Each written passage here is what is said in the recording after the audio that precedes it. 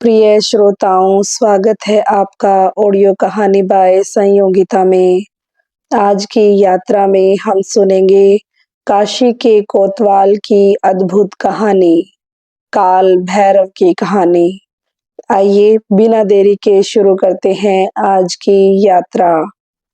रात का अंधेरा धीरे धीरे धरती को अपने आंचल में समेट रहा था। काशी की गलियां जैसे किसी अनोखी प्रतीक्षा में थी, एक ऐसी प्रतीक्षा जिसे वहां की हवा भी महसूस कर सकती थी। घाटों पर बहती गंगा की लहरें जैसे किसी अज्ञात आहट को सुनकर थम थम जाती थी। दियों की हल्की लो हवा के थोड़े से झोंके में कांपती, लेकिन बुझती नहीं थी, मानो उन्हें पता हो कि आज काशी में कुछ दिव्य होने वाला है। काशी, वह भूमि जहां समय रुक जाता है, जहां दो लोक मिलते हैं, जीवों का लोक और शिव का लोक।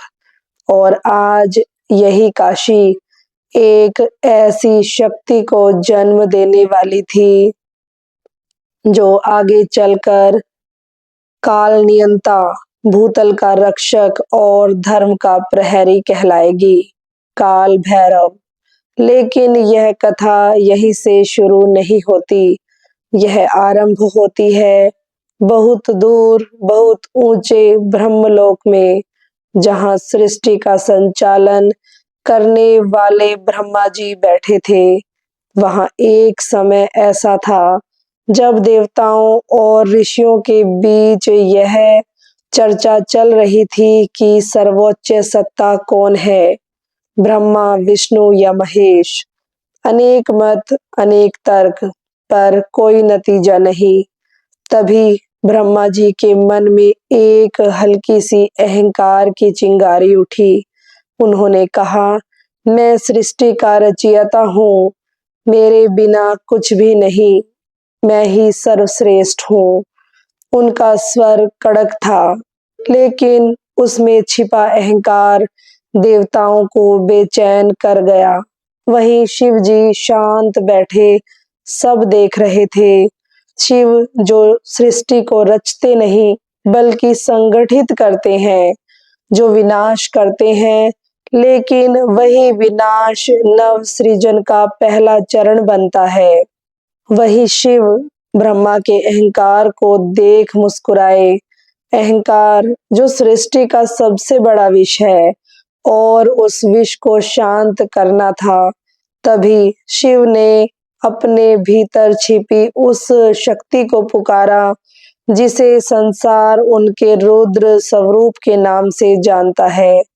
एक तेज, एक ज्वाला, एक अनियंत्रित ऊर्जा लहराती हुई बाहर निकली। वह रूप था इतना प्रचंड कि स्वयं देवता भी उसकी ओर सीधे देखने की हिम्मत नहीं कर पाए। वह रूप था काल, समय से परे, मृत्यु से ऊपर। उसी काल ने एक भव्य, तांडवित, तेजस्वी रूप धारण किया। भाल पर त्रिपुंड, काले केश, रौद्र नेत्र, भेसल चंद्र की शीतल छाया, हाथों में खप्पर और त्रिशूल। यही काल आगे चलकर कहलाए काल भैरव। ब्रह्मा ने शिव की चेतावनी नहीं मानी और जब पांचवें मुख से अहंकार भरे वचन निकले, काल भैरव आगे बढ़े। क्षण भर में उनके तेज से सारा ब्रह्मांड कांप उठा और एक ही प्रचंड वार में उन्होंने ब्रह्मा का अहंकार जनित पांचवा सिर काट दिया। सभी दिशाएं मौन हो गई, देवलोक स्तब्ध रह गया और उस क्षण पहली बार संसार ने उस शक्ति को जाना जिसने अहंकार का विनाश कर धर्म की रक्षा की। वह थे काल भैरव, शिव का सबसे प्रचंड, सबसे निडर स्वरूप। लेकिन सिर काटना एक अपराध था और भैरव पर ब्रह्म हत्या दोष लग गया। दोष मुक्त होने के लिए उन्हें पूरे पृथ्वीलोक पर भटकना था। एक भिक्षुक के रूप में कटे हुए सिर को हाथ में लेकर, जिसे कपाली रूप कहा जाता है, इसी यात्रा में काल भैरव काशी पहुंचे। यही वह स्थान था जहां ब्रह्म हत्या रूपी दोष स्वयं ही गिर गया। काशी में पहुंचते ही काशी नगरी ने भैरव को अपने में समा लिया और वही क्षण था जब शिव ने घोषणा की, भैरव, आज से तुम काशी के कोतवाल हो। यह भूमि तुम्हारे बिना एक क्षण भी सुरक्षित नहीं। यहीं से शुरू होती है यह भव्य कथा। काशी, भैरव और भक्तों के बीच घटित एक ऐसी दिव्य यात्रा जो हर सुनने वाले के मन में श्रद्धा जगा देती है। अब कथा आगे बढ़ती है। काशी की रातों में एक अलग ही रहस्य होता है। दिन में यह नगर जीवंत होता है, घाटों की चहल पहल, मंदिरों की घंटियां, यात्रियों की भीड़। लेकिन रात वह किसी और लोक का द्वार लगती है। गंगा के किनारे हवा ठंडी थी, दीप शिखाएं स्थिर थी, जैसे उनका श्वास भी थम गया हो। यही वह समय था जब काशी में एक वृद्ध साधक, जिसका नाम था धरणी बाबा, अपने जप में मग्न थे। धरणी बाबा की तपस्या वर्षों पुरानी थी। सब कहते थे कि वह अघोरी नहीं थे, पर उनके अंदर एक अद्भुत शांत शक्ति थी। उनका एक ही इष्ट था, काल भैरव। हर रात वह काशी विश्वनाथ मंदिर से लेकर काल भैरव कोतवाल मंदिर तक पैदल जाते। पूरी यात्रा में उनका एक ही मंत्र होता, ओम काल भैरवाय नमः। रात गहरी हुई, आकाश में बादल तैरने लगे, जैसे कोई दिव्य शक्ति पास आ रही हो। अचानक हवा तेज हो उठी, दीपक बुझने लगे, लोग घरों में घुस गए। काशी जैसे किसी अनजानी घटना की प्रतीक्षा में खड़ी हो गई। धरणी बाबा ने अपनी प्रचंड आंखें खोली। उन्हें लगा आज कोई संकेत है। उन्होंने आंखें बंद की और कहा, प्रभु भैरव, आज वायु कहती है कि आप आने वाले हैं। बहुत धीरे, बहुत संजीदगी से हवा स्थिर हो गई और मंदिर की दिशा से एक हल्की सी घंटी की ध्वनि सुनाई दी। यह साधारण घंटी नहीं थी, यह वही दिव्य ध्वनि थी जो लोक परलोक की सीमाएं तोड़ती है। भैरव का संकेत। धरणी बाबा ने अपना कमंडल उठाया और तेज कदमों से मंदिर की ओर चल पड़े। काल भैरव मंदिर के निकट पहुंचते पहुंचते धरणी बाबा का हृदय तेजी से धड़क रहा था। मंदिर के बाहर कोई नहीं था, केवल कुत्ते, जो भैरव के वाहन माने जाते हैं, वह भी अचानक चुप थे। आकाश में काले बादल जमा हो चुके थे। चांद जैसे बादलों में खोकर किसी रहस्य की चादर ओढ़ चुका था। अचानक एक तेज प्रकाश मंदिर के गर्भगृह में चमका। धरणी बाबा ने प्रणाम किया और बोले, हे काशी के कोतवाल, हे काल के स्वामी, अगर आज का संकेत मेरे लिए है तो कृपा कर मार्ग दिखाइए। क्षण भर को शांति छा गई। फिर गर्भगृह में एक काला तेजस्वी प्रकाश घूमने लगा। धीरे धीरे वह प्रकाश एक आकृति में बदलने लगा। सबसे पहले आंखें प्रकट हुई, लाल, तप्त, दिव्य, फिर त्रिपुंड, फिर काले जटाजूट, फिर गले में मुंडमाला, हाथ में त्रिशूल और खप्पर। काल भैरव प्रकट हो चुके थे। उनकी उपस्थिति इतनी प्रचंड थी कि धरणी बाबा का शरीर कांपने लगा। लेकिन उस प्रचंडता के भीतर एक अद्भुत करुणा थी। उस करुणा को केवल सच्चे भक्त ही पहचान पाते हैं। भैरव ने कहा, धरणी, तुम्हारी तपस्या व्यर्थ नहीं गई। काशी में एक बड़ा संकट आने वाला है। तुम्हें मेरा कार्य करना होगा। धरणी बाबा ने सिर झुकाया। आज्ञा दें प्रभु। भैरव बोले, धर्म संकट में है। अहंकार फिर से जन्म ले रहा है और काशी में एक अधर्मी तांत्रिक शक्ति प्रवेश कर चुकी है जो इस भूमि की पवित्रता को भंग करने का प्रयास करेगी। धरणी बाबा स्तब्ध रह गए। प्रभु कौन और मैं क्या कर सकता हूँ? भैरव की आवाज गूंजी। यह युद्ध शस्त्रों से नहीं, श्रद्धा, मंत्र और सत्य से होगा। तुम केवल मेरे संकेत पर चलो। इतना कहकर भैरव का तेज धीरे धीरे शांत हो गया, लेकिन वातावरण में उनकी शक्ति अभी भी मंडरा रही थी। धीरे धीरे रात्रि अपने सामान्य रूप में लौट आई, पर काशी अब सामान्य नहीं रही थी, क्योंकि भैरव ने युद्ध का संकेत दे दिया था। अगले दिन काशी की गलियां हलचल से भरी हुई थी। गंगा स्नान, रश्मियां, यात्रियों की भीड़, सब सामान्य लगता था, लेकिन हवा के अंदर एक बेचैनी तैर रही थी। लोग एक अजनबी को देख रहे थे। लंबा, दुबला, गहरी आंखें, काले वस्त्र। उसके कदमों में एक अजीब सी कठोरता थी। कोई उसे पहचानता नहीं था, फिर भी उससे एक डर सा महसूस होता था। उसका नाम था त्रिकाल तांत्रिक। वह कहीं भी रुके बिना सीधे पंचगंगा घाट की ओर बढ़ रहा था। वह घाट जहां कई महान संतों ने तपस्या की थी। रात होते ही उसने वहीं आसन जमाया और एक मंत्र जप शुरू किया, जो किसी सामान्य व्यक्ति की समझ से परे था। सबसे अद्भुत बात यह थी कि मंत्र के साथ साथ हवा भारी होने लगी, दीपक बुझने लगे, गंगा की लहरें अशांत हो उठी। कई लोग डरकर घरों में छिप गए। काशी के बड़े पुजारियों ने महसूस किया, यह मंत्र साधारण नहीं, यह किसी तांत्रिक द्वारा काशी की ऊर्जा तंत्र को प्रभावित करने की कोशिश है। उसी रात धरणी बाबा को भैरव का संकेत मिला। धरणी, वह आ चुका है।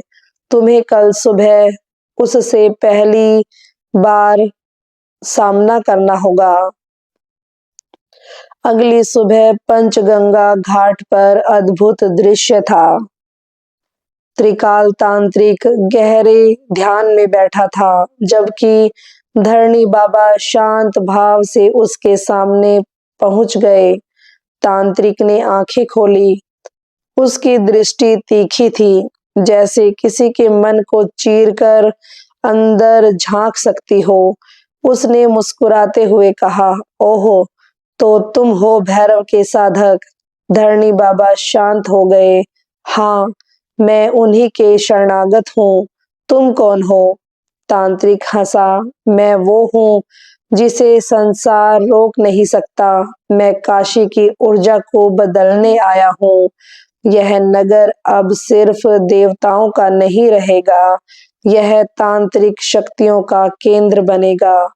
धरणी बाबा बोले, यह भूमि भैरव की है। यहाँ कोई अधर्म सफल नहीं हो सकता। तांत्रिक की हंसी और तेज हो गई। भैरव, मैं उन शक्तियों को भी चुनौती देता हूँ जो समय से ऊपर हैं।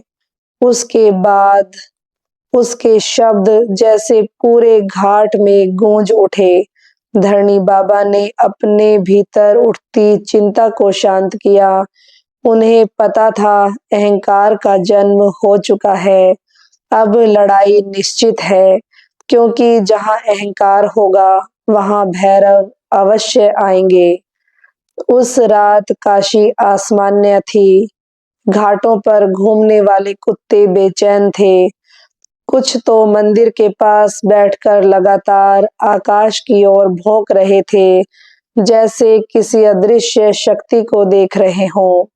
धरणी बाबा को भी नींद नहीं आई। अचानक उन्हें लगा कि कोई उनके आश्रम के बाहर खड़ा है। वे बाहर निकले। 4 काले कुत्ते बैठे थे, लेकिन ये सामान्य कुत्ते नहीं थे, ये भैरव के गण थे। उनमें से एक आगे बढ़ा और उनकी आंखों में देखा। उसकी आंखों में भय था और चेतावनी भी। धरणी बाबा ने समझ लिया, भैरव गण संकेत दे रहे हैं। उन्होंने आंखें बंद की और मंत्र जपने लगे। जैसे ही मंत्र वातावरण में फैला, अचानक हवा में एक आवाज उभरी, मंद पर स्पष्ट, धरणी सावधान रहो, अधर्मी शक्ति आज रात काशी की आत्माओं को बांधने का प्रयास करेगी। यह आवाज स्वयं भैरव की थी। अब धरणी बाबा समझ चुके थे, युद्ध आज रात शुरू होगा। त्रिकाल तांत्रिक उस रात मणिकर्णिका घाट पर पहुंचा। यह वही स्थान था जहां आत्माएं मोक्ष की ओर प्रस्थान करती हैं। यह जगह अत्यंत शक्तिशाली है और इसलिए बहुत संवेदनशील भी। वह मंत्र पढ़ने लगा। उसका स्वर भारी था, भयानक था। धीरे धीरे चिताएं अजीब ढंग से हिलने लगी, मानो कोई अदृश्य शक्ति वातावरण को विचलित कर रही हो। तांत्रिक का लक्ष्य स्पष्ट था, काशी की पवित्र ऊर्जा को भंग करना, आत्माओं को विचलित करना और भैरव के संरक्षक तंत्र को कमजोर करना। जैसे ही मंत्र अपने चरम पर पहुंचा, अचानक पूरा वातावरण कांप उठता है। आकाश में एक लाल चमक दिखाई दी और कुछ क्षण बाद एक भारी, तेज, भयावह आवाज गूंजी। बस, यह आवाज किसी मानव की नहीं थी, यह थी काल भैरव की गर्जना। त्रिकाल का चेहरा पीला पड़ गया। वह पीछे हटा। ये कैसे संभव है? मैंने अभी ऊर्जा चक्र को पूरा भी नहीं किया। अचानक उसके सामने काले धुएं के बीच 2 अग्निमय नेत्र दिखाई दिए। त्रिकाल का शरीर कांप उठा। अब उसे पता चला, भैरव को चुनौती देना खेल नहीं। लेकिन वह पीछे नहीं हटा। उसने अपने कांपते स्वर में कहा, अगर तुम काशी के रक्षक हो, तो मैं इस रक्षा चक्र को तोड़कर दिखाऊंगा। यह सुनते ही आकाश में बिजली सी कौंधी और आवाज आई, अधर्मी, समय तुझे नहीं छोड़ेगा। इस समय तक त्रिकाल ने आह्वान पूरा कर लिया था। काशी के ऊर्जा चक्र में एक छोटी सी दरार बन चुकी थी। युद्ध अब अवश्यभावी था। अगली रात धरणी बाबा ध्यान में बैठे थे, जब अचानक वातावरण में एक दिव्य प्रकाश प्रकट हुआ। भैरव स्वयं उनके सामने खड़े थे। धरणी, तांत्रिक ने जो आरंभ किया है, वह रोकना आवश्यक है। काशी पवित्र है, अधर्मी शक्ति इसे नियंत्रित नहीं कर सकती। धरणी बाबा ने पूछा, प्रभु, मैं क्या कर सकता हूँ? भैरव बोले, तुम मेरे माध्यम बनोगे, शक्ति मेरी होगी, साधना तुम्हारी।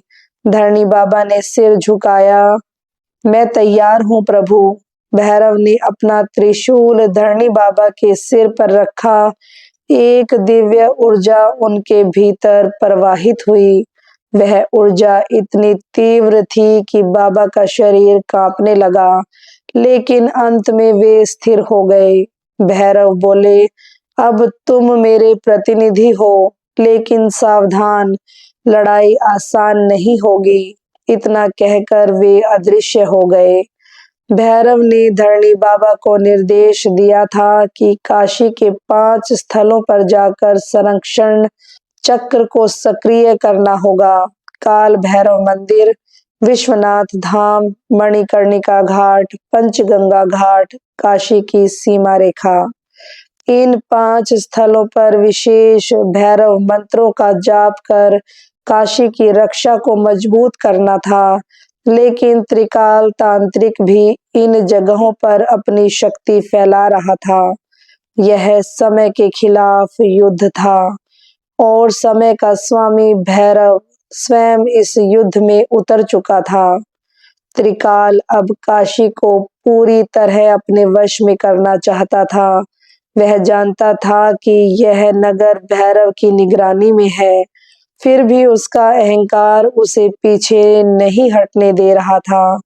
उसी अहंकार ने उसे धाराशाही करना था। वह रात रात भर भयानक साधनाएं करता, कभी शमशान में, कभी नीम की जड़ों के नीचे, कभी काशी की पुरानी गलियों में, जहां हजारों वर्षों की ऊर्जा संचित थी। हर रात वह थोड़ा थोड़ा काशी के ऊर्जा तंत्र को प्रभावित करता। लोगों के सपन असमंजसपूर्ण होने लगे। पुजारी बेचैन हो उठे।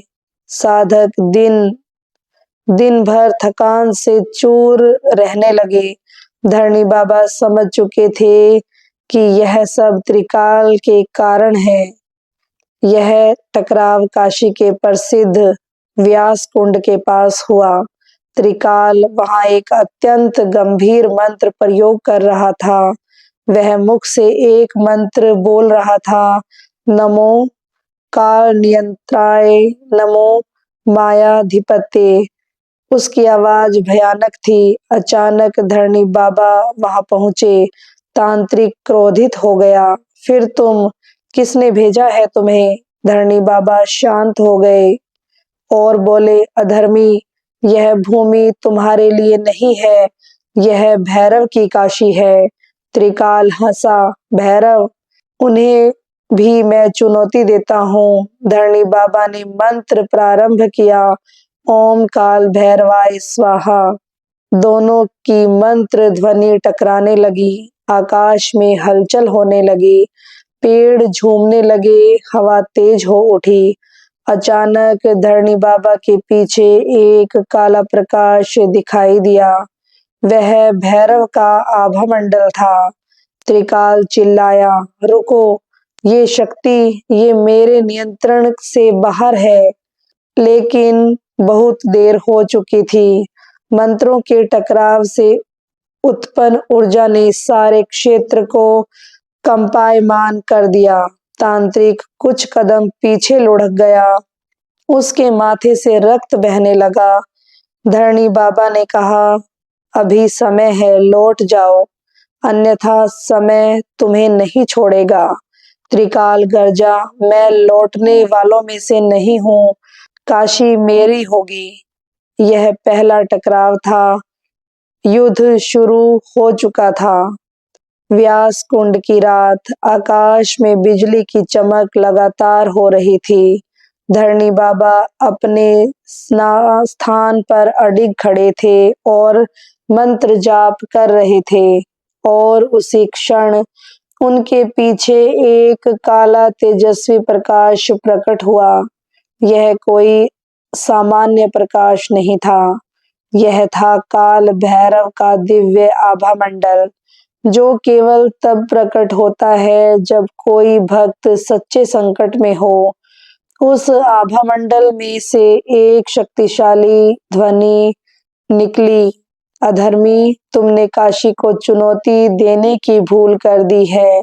यह आवाज वातावरण को हिला देने के लिए काफी थी। त्रिकाल तांत्रिक का शरीर कांप उठा। उसने मंत्र रोक दिया। उसकी आंखों में पहली बार भय की झलक दिखाई दी। वह चिल्लाया, नहीं, यह संभव नहीं। मैंने रक्षा अवरोध अपनाया था। भैरव यहाँ कैसे आ सकते हैं? तभी आभामंडल से तेज निकलकर धरणी बाबा के शरीर में समा गया। धरणी बाबा का रूप प्रकाशमान हो उठा। उनका शरीर कांपने लगा, पर यह कांपना किसी भय का नहीं था, बल्कि असीम दिव्य शक्ति के प्रवेश का संकेत था। अब धरणी बाबा अकेले नहीं थे, उनके भीतर स्वयं भैरव की शक्ति प्रवाहित तो हो चुकी थी। जैसे ही भैरव शक्ति धरणी बाबा में समाई, उनकी आवाज बदल गई। वह धीमी, भारी और गर्जन स्वर में उतरने लगी। उन्होंने अपनी कमंडल उठाई और उससे फूटे तेज ने पूर्ण अंधकार को चीर दिया। तांत्रिक के चेहरे पर भय गहरा हो गया। उसने तुरंत अपने चारों ओर रक्षा चक्र बनाया, लेकिन धरणी बाबा अब भैरव की शक्ति से संपन्न हो चुके थे और बोले, त्रिकाल, तुमने काशी की आत्माओं को बांधने का पाप किया है। अहंकार में अंधे होकर तुम भूल गए काशी शिव का घर है और इस घर के रक्षक हम हैं। त्रिकाल चीखा, मैं नहीं डरता, मैं तंत्र का राजा हूँ। तुम जैसे साधकों को मैं खेल खेल में भस्म कर दूं। उसने अपनी उंगलियों से काला धुआं निकाला और धरणी बाबा की ओर फेंका। वह धुआं साधारण नहीं था, वह भूत बाधा, मायावी ऊर्जा और नकारात्मक तरंगों का मिश्रण था। लेकिन जैसे ही वह धुआं धरणी बाबा तक पहुंचा, आभामंडल से एक तीव्र आग की लपट निकली और पूरा धुआं पल भर में भस्म हो गया। अब तांत्रिक समझ चुका था, उसने तंत्र विद्या के जरिए बहुत बड़ा अपराध कर दिया है। उसके सामने साधक नहीं, स्वयं भैरव खड़े थे। त्रिकाल ने अपनी पूरी शक्ति झोंक दी। उसने 3 महामंत्रों का उच्चारण शुरू किया।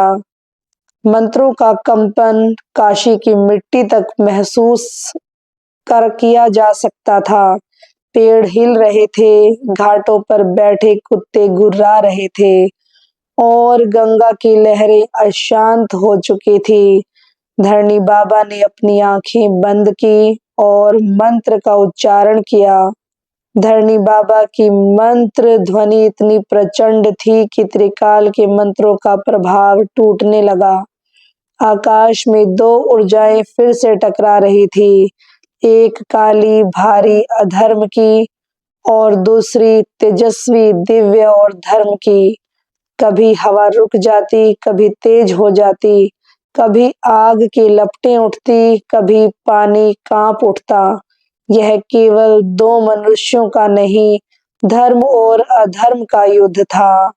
त्रिकाल ने अपनी सबसे बड़ी कोशिश की। उसने मणिकर्णिका से भटकी हुई आत्माओं को पुकारा और उन्हें अपनी शक्ति का हिस्सा बनाना चाहा।